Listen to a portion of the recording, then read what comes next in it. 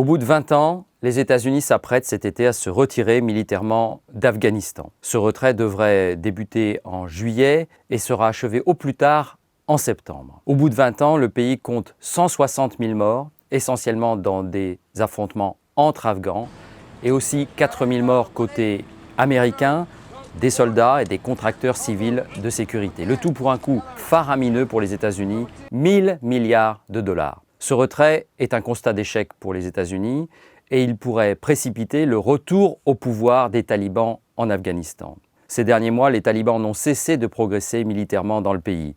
Ils l'ont déjà dirigé à la fin des années 90, instaurant la charia et un régime islamiste. Les talibans se voient comme la plus légitime et la plus structurée des organisations politiques d'Afghanistan.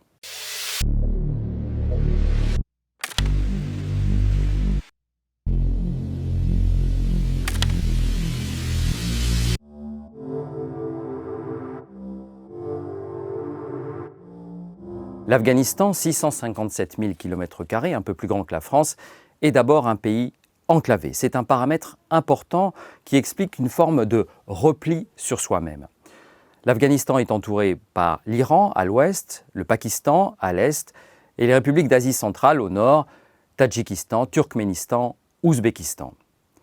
C'est un pays enclavé, mais c'est en même temps une plaque tournante géopolitique entre l'Occident et l'Orient, depuis l'époque de la route de la soie. Et c'est ce qui explique qu'au fil des siècles, l'Afghanistan ait toujours fait l'objet de convoitises politiques de la part de puissants pays étrangers. Montagneux au nord et à l'est, désertique au sud, le pays compte 37 millions d'habitants et c'est une mosaïque ethnique et tribale. Un paramètre absolument essentiel parce que les chefs de tribus négocient souvent avec le plus offrant pour garantir la sécurité de leur population. La principale communauté ethnique, ce sont les Pashtuns, 40% de la population, des musulmans sunnites, sur lesquels se sont beaucoup appuyés les talibans au fil des ans.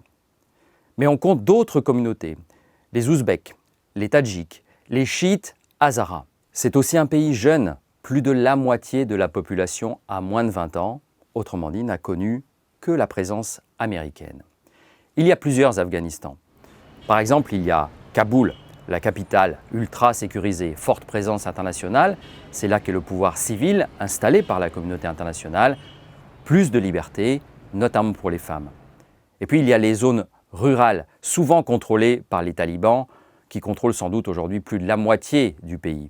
Par exemple, la région de Helmand, où les talibans sont omniprésents. Ces derniers mois, ils ont lancé une vaste offensive militaire, prenant le contrôle d'une trentaine de districts supplémentaires sur les 400 que compte le pays. Et puis les talibans ont une base arrière de l'autre côté de la frontière, au Pakistan, dans ce que l'on appelle les zones tribales, où l'armée pakistanaise les a laissés prospérer.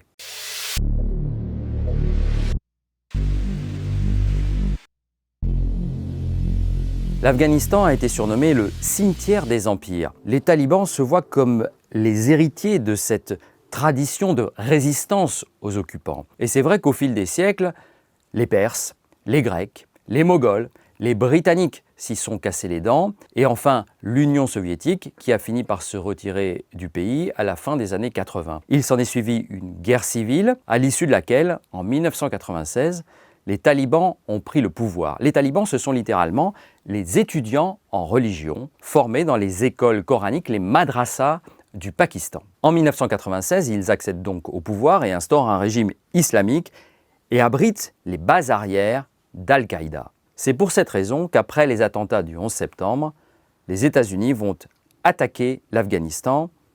Ce sont des représailles. Mais l'objectif des États-Unis, qui l'emporte d'ailleurs à ce moment-là très rapidement sur le plan militaire, c'est d'éradiquer Al-Qaïda. Les talibans ne sont qu'un sujet tout à fait annexe. Washington l'emporte donc militairement, mais ensuite Washington va rater la paix. 20 ans de présence internationale pour un échec. Les talibans reconstituent leurs forces au Pakistan. Les États-Unis se déchargent de leurs responsabilités en passant des accords sur le sol afghan avec des chefs tribaux souvent corrompus. Et le pouvoir civil installé à Kaboul ne parvient pas à s'imposer. En plus, Washington délaisse l'Afghanistan pour s'engager sur un autre théâtre d'opération, l'Irak. Donc progressivement, les talibans reconstituent leurs forces, reprennent le contrôle d'une partie du pays, tout en s'engageant dans des négociations un peu factices avec les États-Unis, à Doha, au Qatar. Et du coup, aujourd'hui, ils ne cachent pas leurs intentions, ils attendent le retrait américain pour mieux reprendre le contrôle total de l'Afghanistan. Ils se sentent mieux équipés, mieux structurés que l'armée afghane.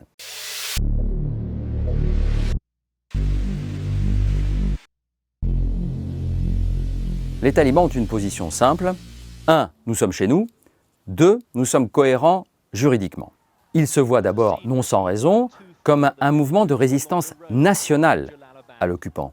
Parce qu'il y a une grande différence entre les talibans et Al-Qaïda, qu'ils ont donc aidés et abrités. C'est que les talibans n'ont jamais cherché à exporter le mouvement islamique. Ils ne veulent contrôler que l'Afghanistan. Ensuite, ils se perçoivent comme le mouvement politique le moins corrompu du pays. Moins corrompu que les chefs de guerre tribaux, moins corrompu que la plupart des dirigeants placés au pouvoir à Kaboul par la communauté internationale. Ensuite, et de deux, comme tous les mouvements islamistes, ils ont une vision très structurée de la société, une vision archaïque, rétrograde, notamment sur les droits des femmes, mais une vision cohérente dans son genre. La loi de Dieu prime sur tout le reste, la charia doit donc s'imposer, et tout en découle, notamment la structuration du système judiciaire, par ailleurs plutôt plus structuré et plus fiable que celui mis en place par le pouvoir civil à Kaboul. Et enfin, leur légitimité internationale a été en quelque sorte renforcée indirectement par les États-Unis dès l'instant où Washington, sous Trump, a décidé d'engager des négociations directes avec eux. Ce sont ces embryons d'accords de Doha au Qatar en 2020.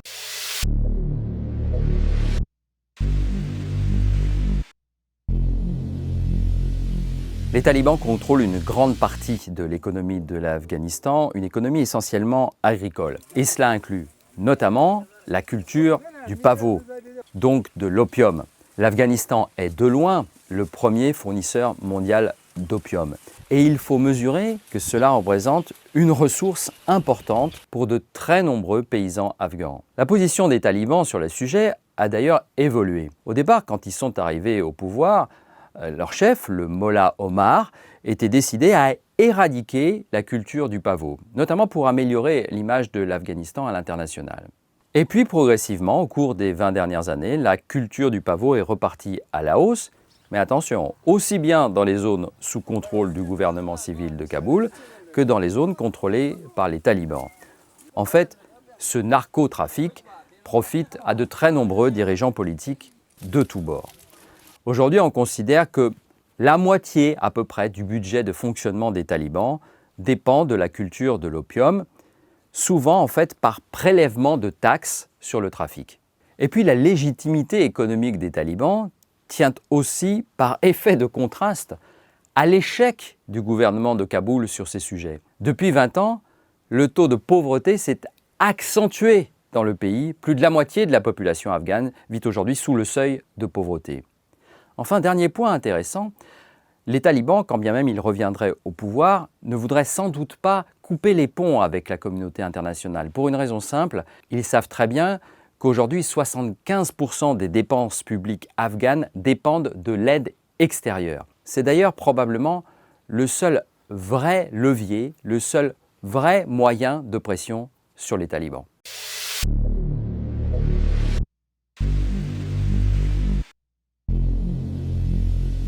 Les dirigeants talibans, notamment leur chef principal, Hibatullah Akhundzada, se voient donc comme les plus légitimes et les moins corrompus en Afghanistan, et ils sont donc décidés à reprendre le pouvoir après le retrait américain. Ils continuent d'être soutenus par le réseau Haqqani, implanté au Pakistan et qui est très puissant. Ils continuent aussi d'avoir des liens avec ce qui reste d'Al-Qaïda, et ce sont souvent des liens de grande proximité et des liens familiaux par le mariage. Les familles sont souvent mélangées. C'est pour cette raison que l'Afghanistan, si les talibans reviennent au pouvoir, pourrait redevenir une terre d'accueil pour les djihadistes. En revanche, ils sont en concurrence avec le groupe État islamique, qui est moins présent, mais toutefois quand même implanté dans la province afghane du Khorasan. La population afghane, elle, n'a évidemment pas un regard homogène et unique sur les talibans. En milieu urbain, à Kaboul en particulier, où la modernité s'est imposée, où on trouve par exemple beaucoup d'ordinateurs ou de téléphones portables, ils sont vus comme une menace en particulier pour les droits des femmes. De la même manière, les minorités ethniques du pays, les Ouzbeks, les chiites, ne partagent absolument pas le sunnisme radical des talibans. En milieu rural, en revanche, même si la population ne partage pas nécessairement leur radicalité, les talibans sont perçus comme un gage de sécurité, de stabilité après des décennies de guerre. La seule organisation capable de structurer la société, d'administrer le droit, la justice, de gérer les hôpitaux ou les écoles, et aussi de lutter contre la pauvreté endémique. Bref, les talibans, loin d'avoir été défaits par 20 ans de présence américaine et internationale, sont à nouveau aux portes du pouvoir en Afghanistan.